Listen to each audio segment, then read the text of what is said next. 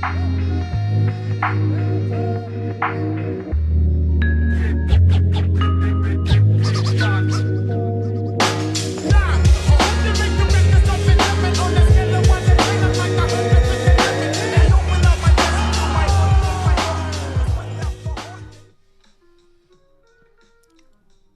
good, combat sports fans? Fuck. Welcome back to another episode of Combat and Kick. You already know it's your host, Bando, and we are back. Look, I was going to do an in-depth on Sean and an in-depth on Dricus, but I decided instead of posting 2 videos when I only have less than 24 hours left to do it, let's just do a breakdown of the co-main event and main event. So let's get right into it. Let's go.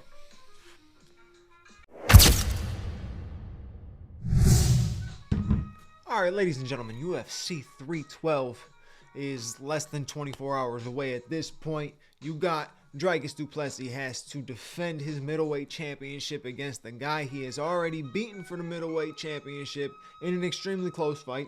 Don't get me wrong, it was an extremely close fight. But he's got to defend the belt. And then Weili Zhang, Zhang Weili, I don't know what the right pronunciation is, has to defend her title against Tatiana Suarez. So I'll break down these 2 fights because these are interesting fights, big championship matchups. We haven't seen Zhang Weili in there in a little while. Obviously, Tatiana Suarez is always battling different stuff, so she's been on this. She's been in discussion to be the woman that's going to be at the top of the division and reign, but unfortunately she always has some issue, right? She has either some injury, she was battling cancer. I mean, she's been through it, so I feel for her and stuff like that, but she definitely is somebody that a lot of people believed would almost have been champion by now if nothing ever happened, you know what I'm saying? But she has a tough task in front of her, and Zhang Weili's got a tough task in front of her as well. You know, it's not going to be an easy night for either of them. Now, Tatiana is big.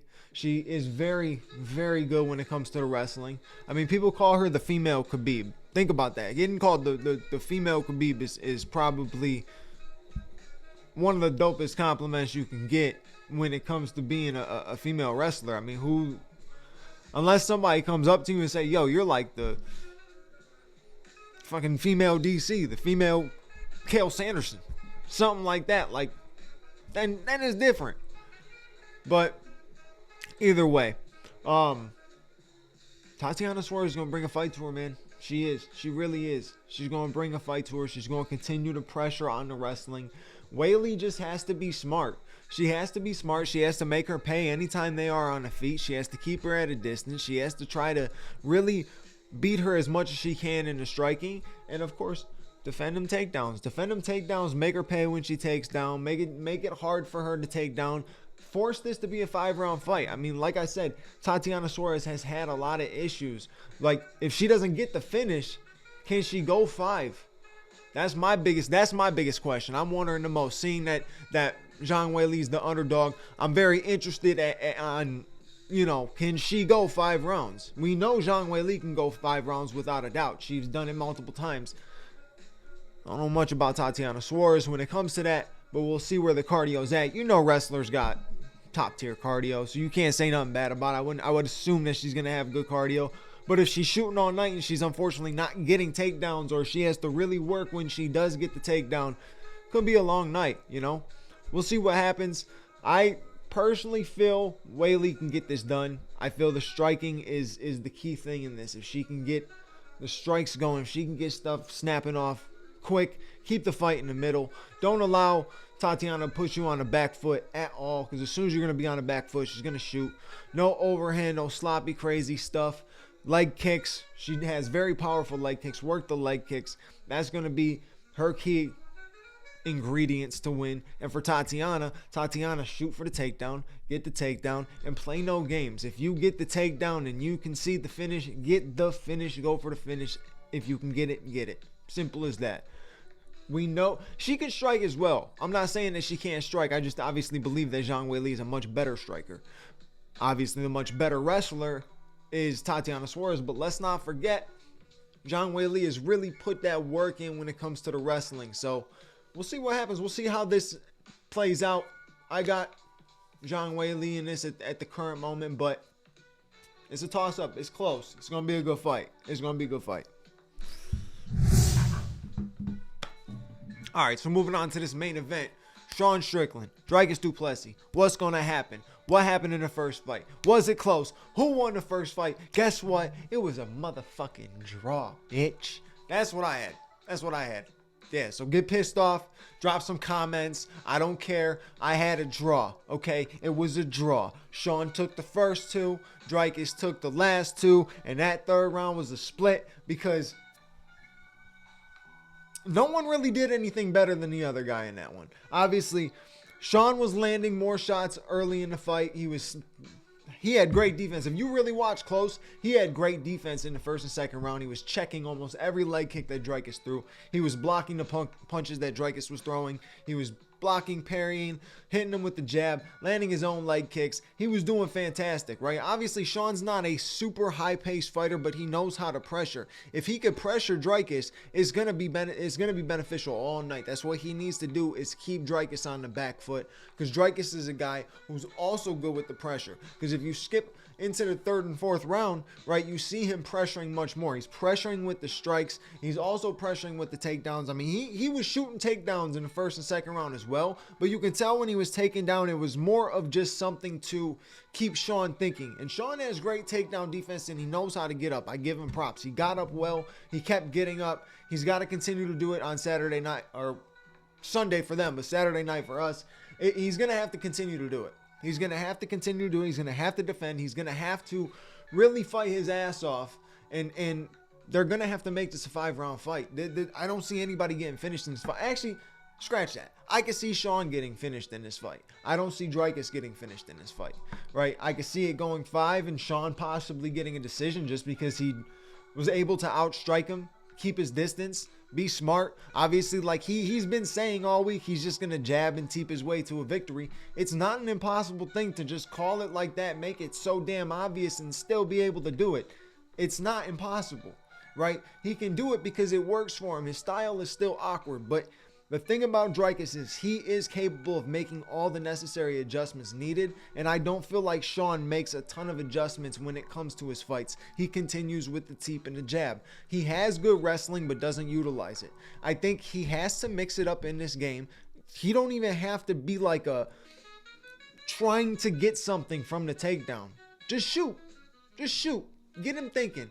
Get his mind stirred up a little bit. You have to mix it up, because if you come in with the exact same game plan as the first fight, Dricus is going to finish him within 3. That's my prediction. Now, have I been wrong before? Yes. Both these men throw some of the ugliest hooks I've ever seen in my life. I don't know why I had to add that in there, but I had to add that in there real quick. I mean,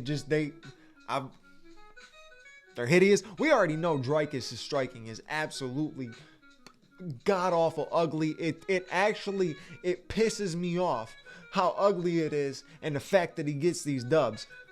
Props off to him. Hats off to you, buddy. Nothing else I can say about it. Good shit. Good shit. You're able to look dumb as shit and able to get a win against some of the greatest fighters in the world. I mean, you're talking about finished Rob Whittaker, finished Israel Adesanya. Like, just those two alone, that's basically Ilia Topuria's Vulcan Max. You got to look at it the same way. It's basically the exact same comparison. So, Sean better not get finished, though, because I need that fight to go 5. Little parlay action. Do you guys want predictions and picks?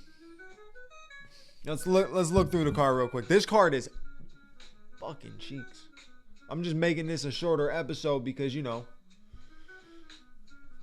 card sucks and yeah, there's not much to talk about. Opening the card, you got Jake Matthews versus Francisco Prado. I'm 100% assuming that Jake Matthews is the favorite. Francisco Prado is 12-2. Jake Matthews 20-7. Jake Matthews has good boxing. He does have some pop in his punches. I would rock with Jake Matthews because they are down under. Then you move on to the return of Jimmy Crute. Shit, when was the last time Jimmy Crute fought? That man is 28. Are you kidding me?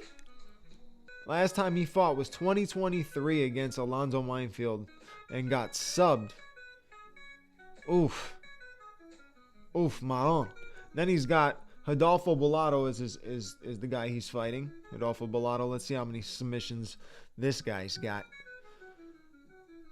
Oh, this looks like a man making his UFC debut. So, this is a possible fight for Jimmy Crute to be able to bounce back. This is interesting. Could he bounce back? These are the types of fight that these guys need when they've been out for a little while. So, this could be good for Jimmy Crute. I would rock with Jimmy Crute on that one. Or this Bellato dude by submission. But I'm rocking Jimmy Crute. I would go Jimmy Crute under 2 rounds. Then you got Justin Tafa versus Talison Teixeira. If I remember correctly, this Teixeira is from...